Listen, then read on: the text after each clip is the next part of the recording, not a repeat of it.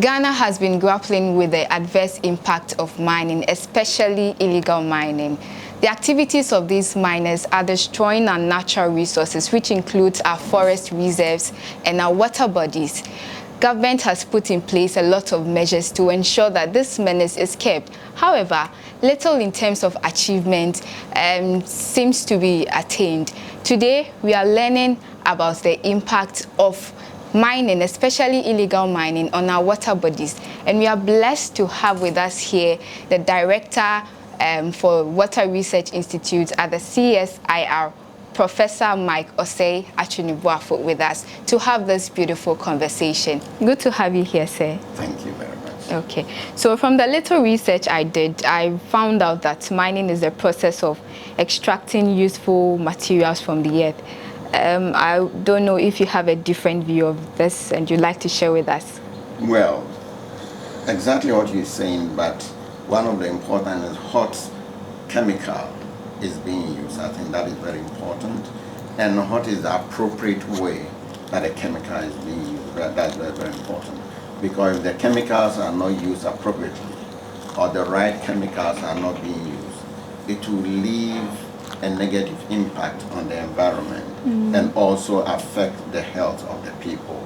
So how it is being used is very, very important. So what type of chemicals are being used is very important, and how appropriate the chemicals are being used. Okay, so talking about chemicals, I'd like you to help us understand what are some of these chemicals that we can use in mining. Well, what they use, sometimes they use cyanide, they also use mercury, and then arsenic and other stuff that they use, but mostly they use the cyanide.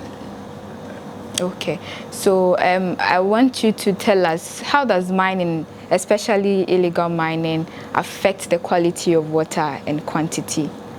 Well, that is interesting. So you're talking about the quality and the quantity of water. When you talk about the quality of the water, you want to look at what is the condition of the water that is being used, and that what is really contained in the water. Is the water wholesome? So when you talk about the quality of water, I want to make sure that the water that is being taken by the people is wholesome, because WHO and Ghana Standard Board and EPA have standards for water that can be considered as a drinking water. So if that water falls below these standards, then you cannot say that this water is potable for use as a drinking water. However, water is not used only for drinking. It is also used for other domestic purpose. It is used for industrial, and it's also used for agricultural use. Now, the quality of water for human consumption, for drinking purposes, the quality for water for industrial use, the quality of water for agricultural use vary from one to another. And all these have standards or guidelines that they should meet in order to be qualified as a good or potable water. Okay, so from your research into water bodies around these communities, do you see these water bodies as healthy for consumption? Well, if you look at the water that we have, it depends on where you find yourself. You can find water that is coming from streams, you can find water that is coming from the underground, you can find water that are coming from rivers, or you can find water that is in reservoirs. Now, depending upon the activity, the anthropogenic activities that goes on in a place. For instance, if in that place there's nothing, no human activity is impinging on the water body, then the water will be close to clean water. But the point is that the fact that the water looks like this does not necessarily mean that the water is potable. Does not necessarily mean that the water is good for consumption.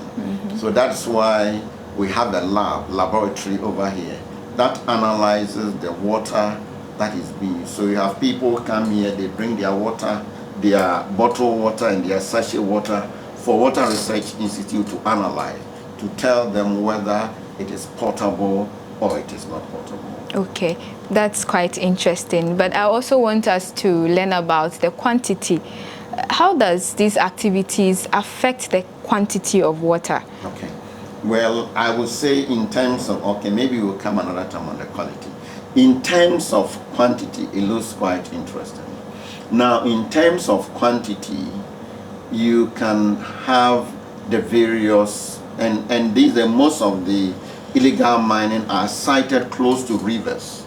Okay, so even whether they are doing it on the outside the river body or they are doing inside the river body, they try to locate it where they will need water, because water is an important source of material that they use for the washing of the gold. Now, it depends upon the level of mining that is carried out. There are some places they go to the extent of blocking the water source so that they can have access to the base or the bottom of the river. So in this case, they've completely cut off certain volume of water that is needed, that might be needed downstream by other communities downstream. So in this way, they reduce the volume of the water. Some of them actually pump the water out of the river or out of the small stream, so they can really have access to the bottom of the water or the bed of the river. In that case, they've completely deprived the people of the water, so it reduces the quantity of water in that plain. For some place, the entire water is destroyed, so people don't even have access to just water in general. Now, beside that, when you talk about quantity of water, what is important is, is that water available? So you can have a big river there full of water, but the entire water in that river is of no use to the people. You can't even use it for agricultural use. So you say that this water is really not available to the people, even though you have huge volumes of water, but it's of no use to the people, because the people cannot drink it, the people cannot use it to wash, the people cannot even use it to farm, and the people can't use it even for the small cottage industry. So the water completely becomes useless. Even though you see volumes of water running, you can see the water running, but it's of no use because it's completely polluted and you can't use it. If you dare use it, it will have some impact. Okay, so we see that on various TV networks, but I want us to talk about the types of equipment we use for mining and the impact it has on the communities. Well, in terms of, there are so many different types of equipment, but what I will differentiate them into two.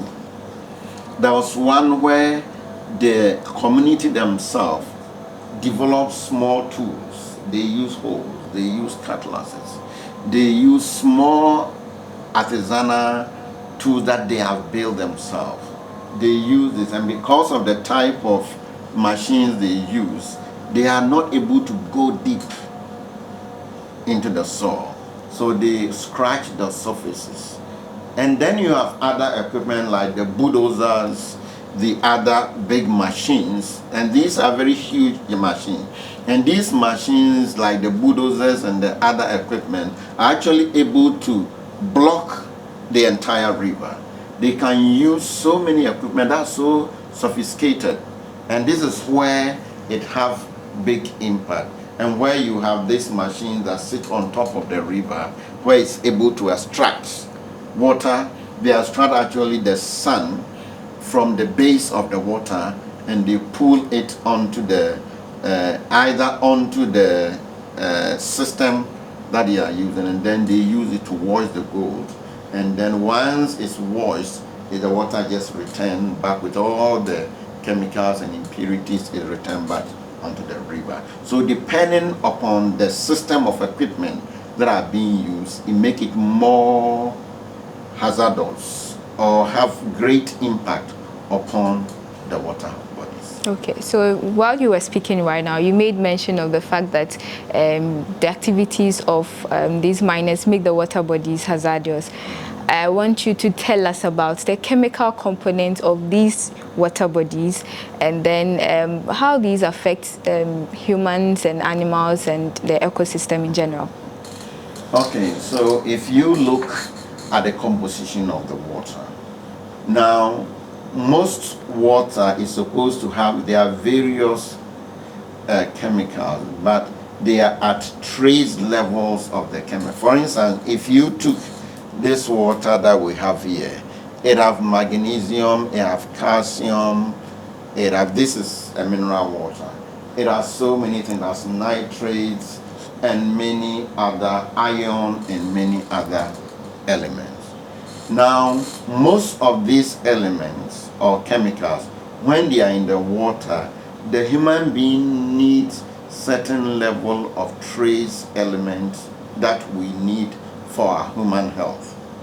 Now, with the illegal mining, other hazardous chemicals are used. So they use arsenic. So you have lead, you have mercury, and you have other chemicals really in the heavy metals.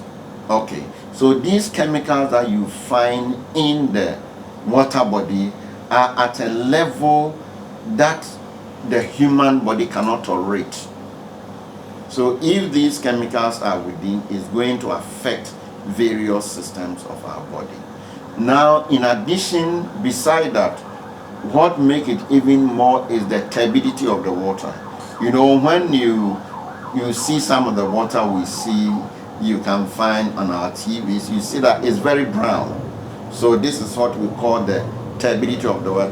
There are a lot of particles in the water that when it gets to the system of human, it is going to affect our health. And these, most of them are due to the activity of the illegal mining that made the water very dirty, which we call turbidity. And for drinking water, we have a level of which the water should be turbid.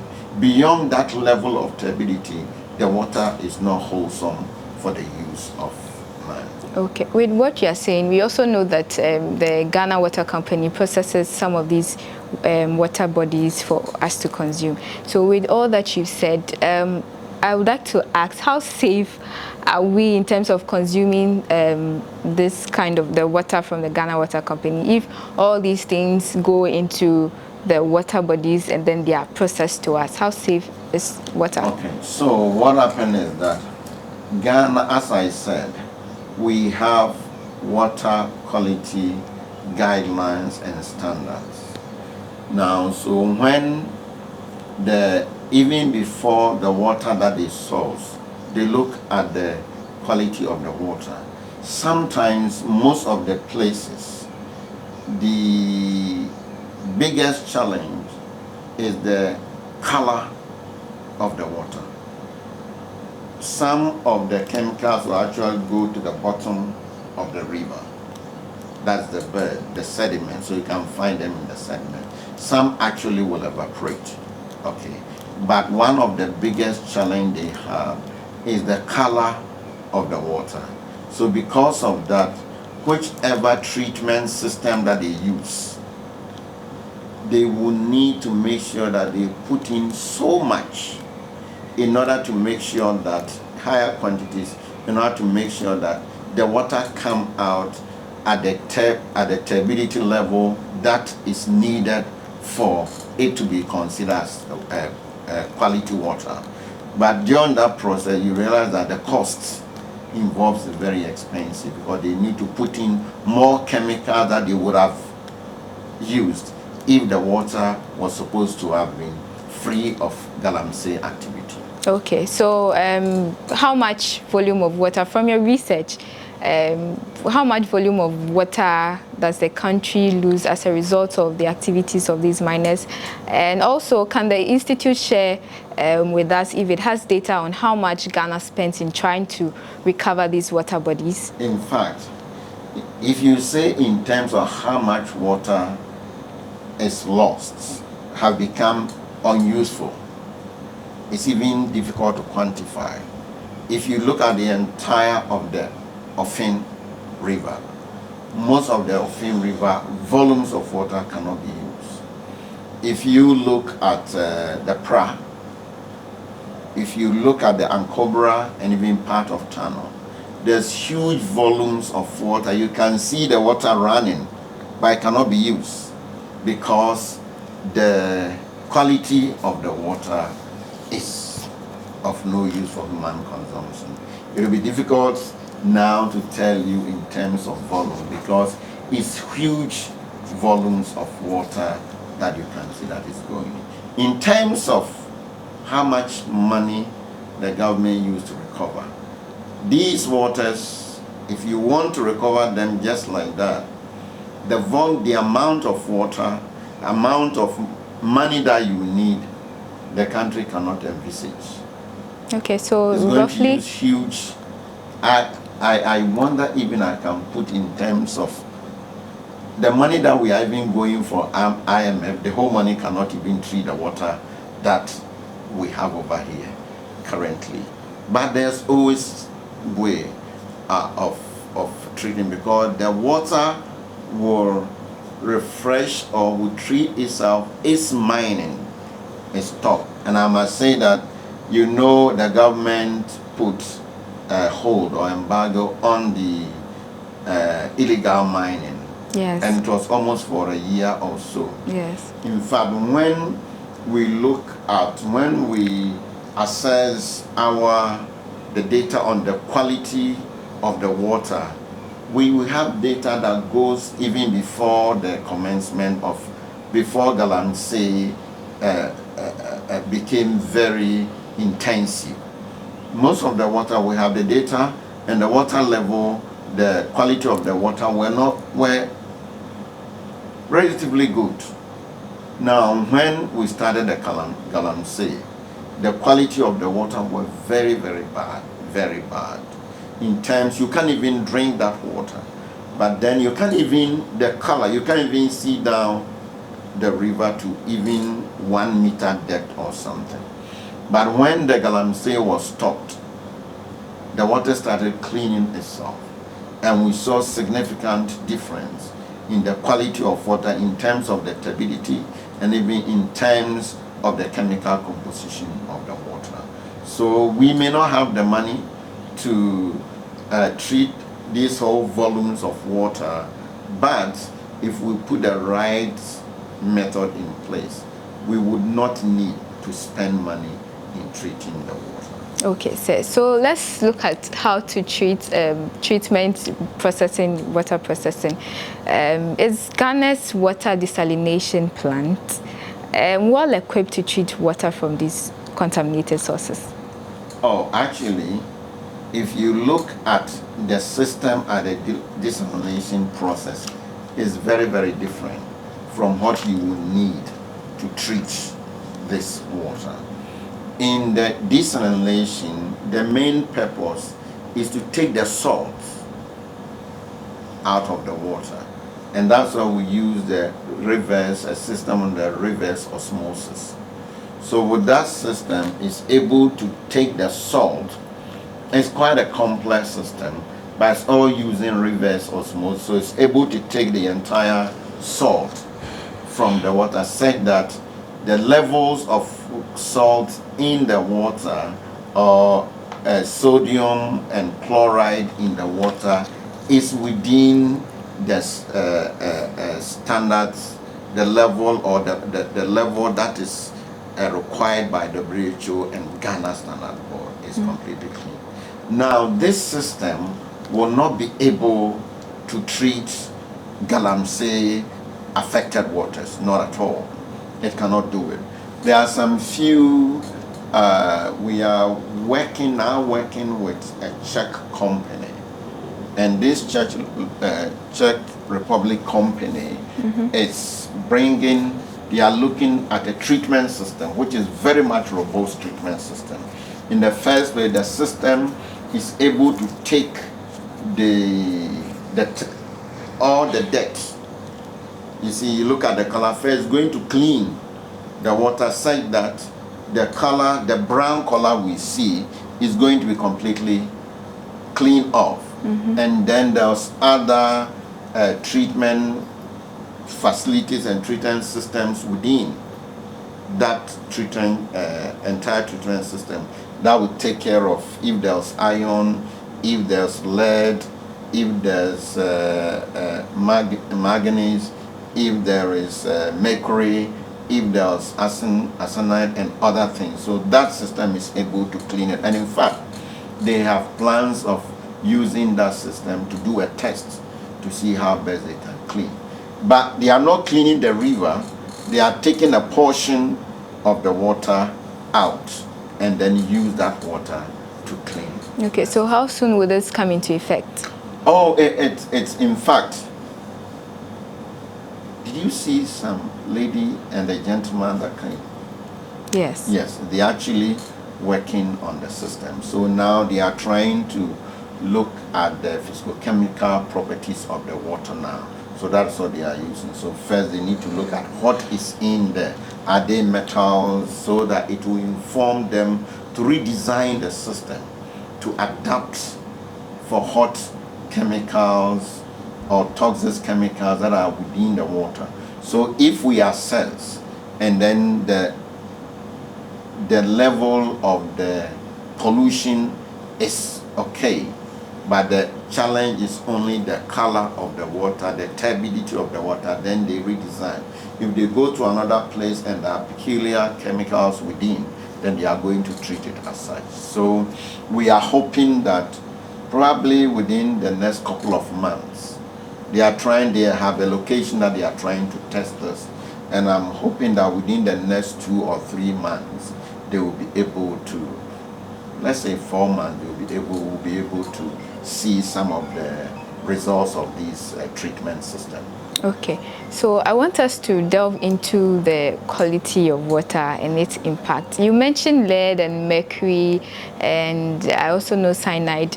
How does this impact the human health if anyone consumes some of these chemicals in water, from water bodies? Because there are recent news coming up that people are losing their babies as a result of consuming contaminated water, polluted water as a result of illegal mining.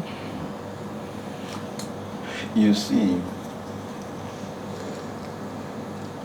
in terms of the quality of the water, something like mercury actually evaporates with time.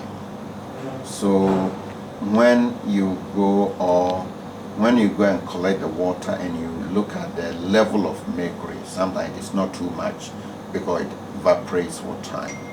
Now, in terms of drinking, this water body has said that nobody is going to drink this water. Nobody is going to drink the water. But what is happening is the interaction of the chemicals with the people, and then I told you that sometimes the mercury evaporates. Yes. Okay.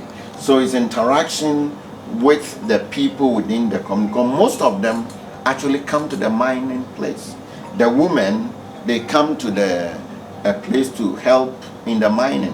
They participate in the mining activities. Children participate in the mining activity. And during that period, they get exposed to these chemicals. And that is what affects the various systems. We know that some of this can affect your kidney. It can affect other vital organs in the body. And I think some have been talking about the loss of vision and other things. I've seen in papers talking about other things, but we have not really gone there to see what's really happening. But there's really have a lot of impact. Okay, so when you were speaking earlier, you mentioned that the country, if we do the right things, if we go through the right processes, we wouldn't need to invest huge sums of monies into treating these waters because the water bodies naturally cleanses themselves.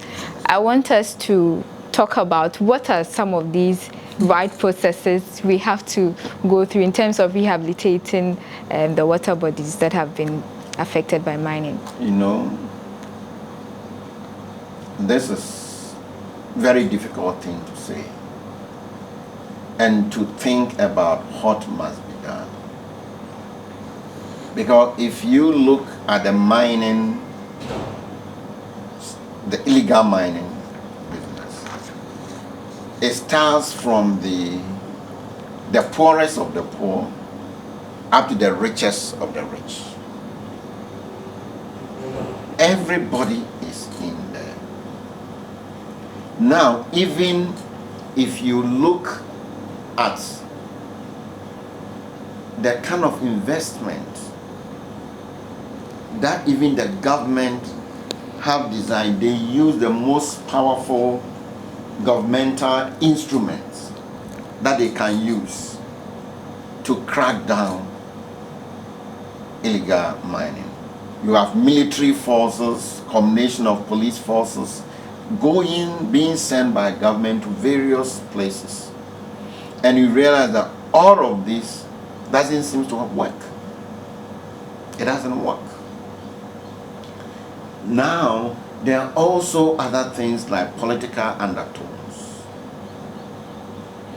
where you can have, you remember when the president even put ban on the illegal mining.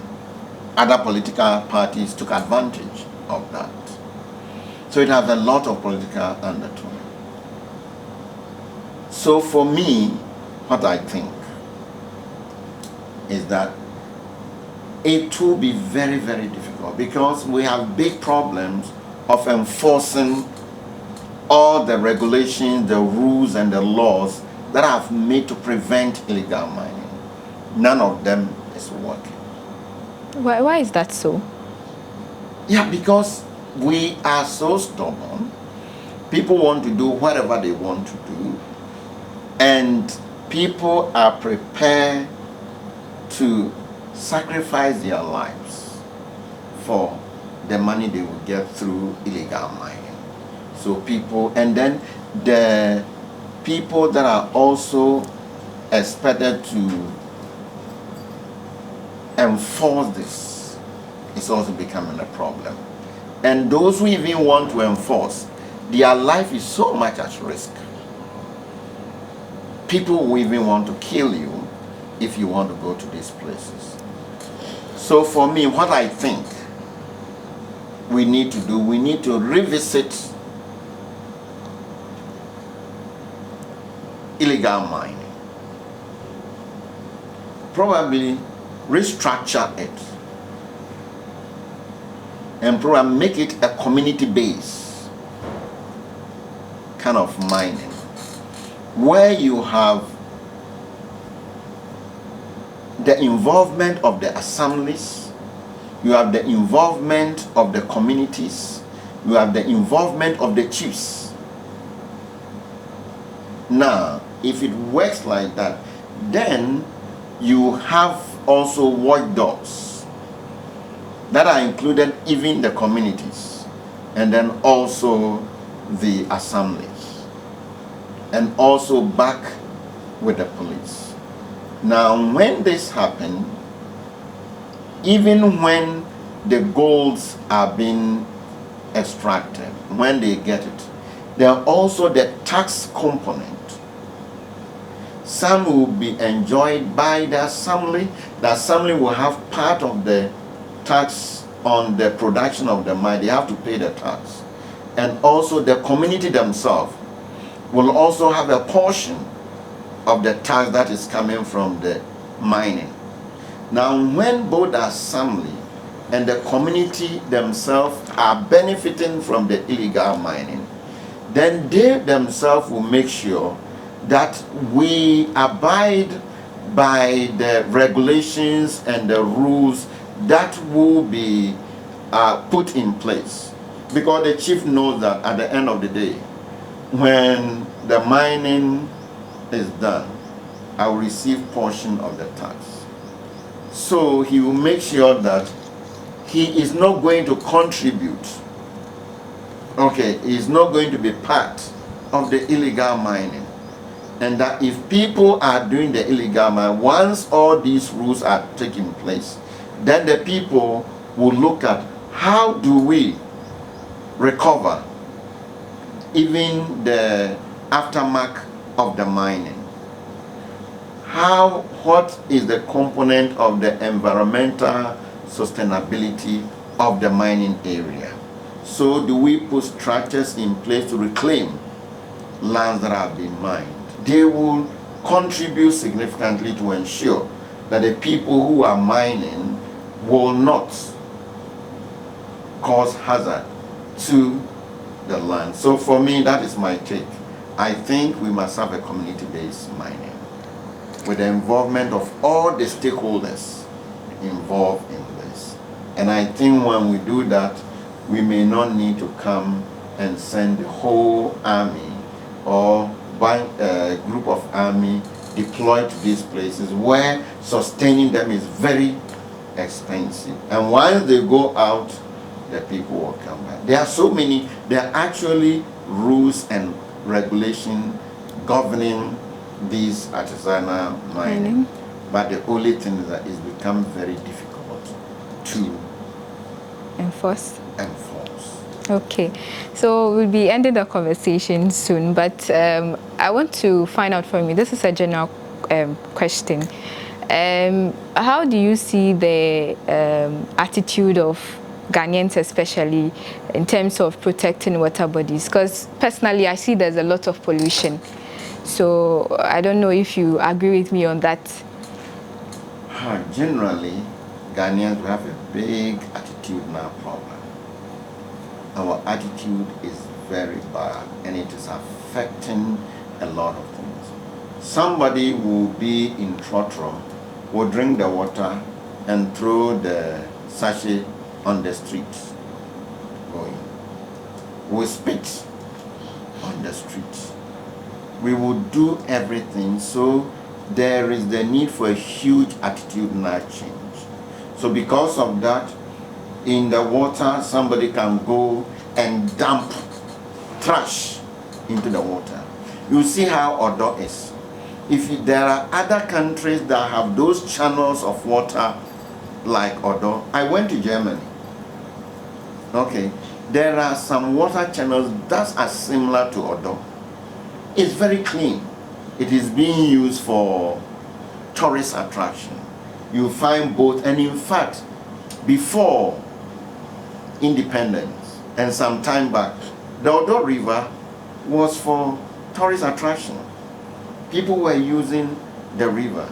But now, the Ghanaian would take the trash, the boiler from his home and go and throw it into the water body. What has changed?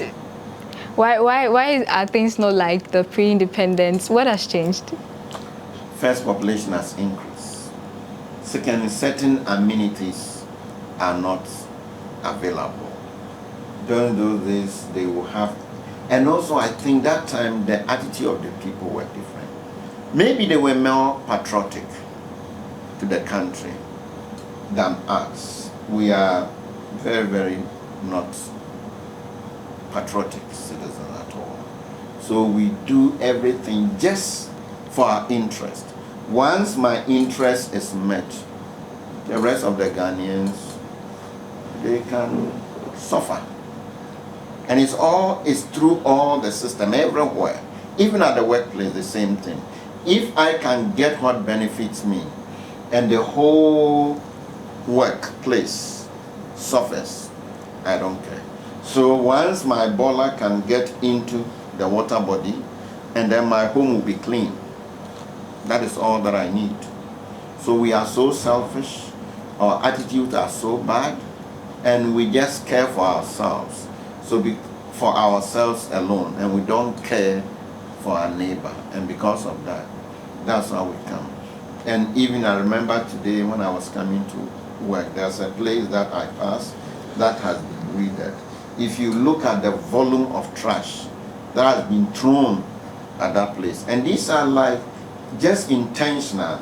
People have collected their trash into polythene bag.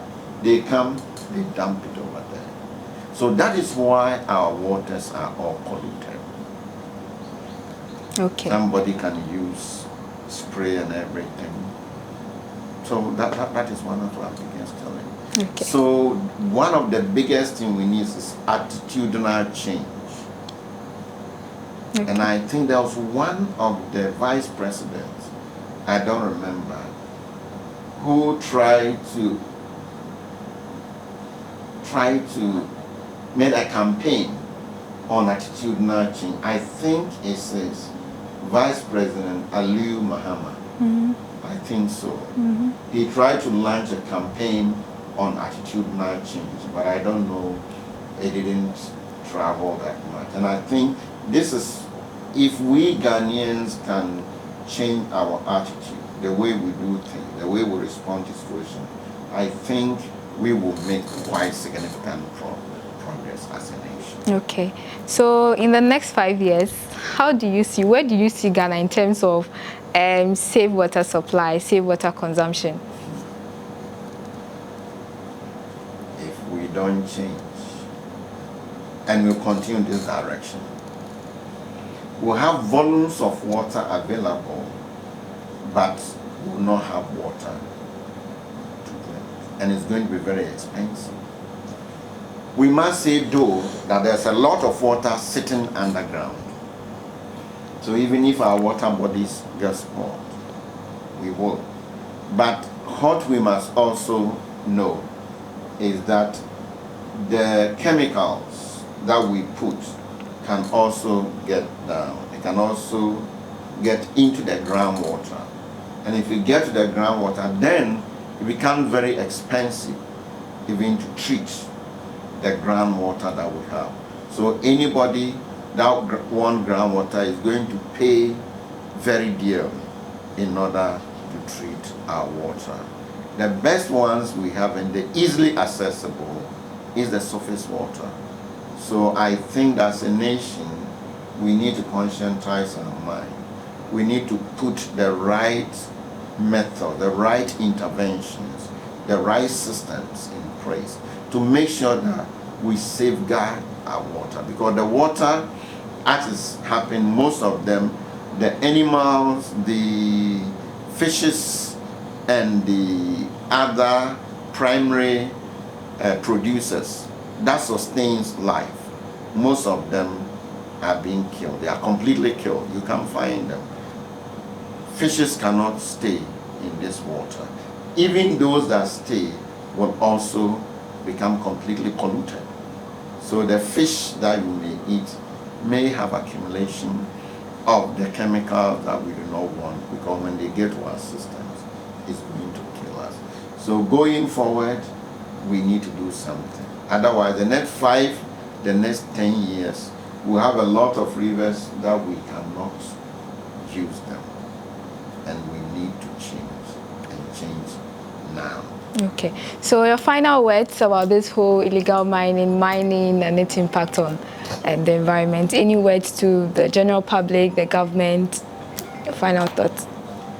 My first word goes to the people who are engaged in the illegal mining. They must know that when you throw a ball to the wall, it will always come back to you. Now they may be enjoying the booty of the illegal mining.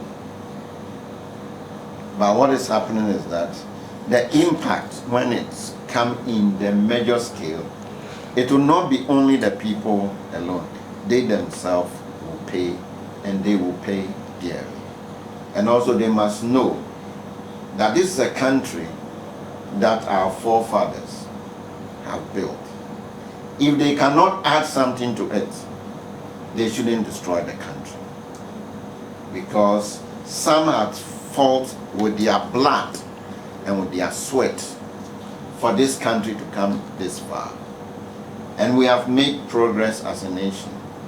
They should think about Ghana and make sure that they don't only think about their pockets and the money that they are going to get. And I will say that to the government, They are making effort, but I think that we must try our best to make sure that the regulations, the laws must be enforced. And all other agencies like the Mineral Commission, EPA, the district assemblies, and the chiefs and the communities, they should all rise up and make sure that we save our mother Ghana. We save water, because water is life. And if we destroy all our water bodies, then we must know that we will be the next to go. Because if you don't have water to drink, you will die. So if we want to preserve our own lives, we must preserve our water bodies, because water is life. Okay, so that is thank you very much, sir. That was Professor Mike Osei-Atweneboana, of the director for the CSIR Water Research Institute, and that has been an educative session. He was talking about the impact of mining, especially illegal mining, on our water bodies. He said a lot, and he is proposing that mining should be a community-based something, so that the whole illegal mining should be a community-based something, so that the whole community would benefit from it. That way, they would see the results of, the activities that they have been doing. And also, he's asking those engaged in the mining themselves to think about Ghana and not their pocket alone. And he also has a message for the government, and he's urging the government to ensure strict enforcement of the regulations that surround these mining and illegal minings. This is where we bring the conversation to an end. It's been an insightful one and an educative one. We'll bring you another session next time. Until then, my name is Jesuela Morris, and this is where we end it.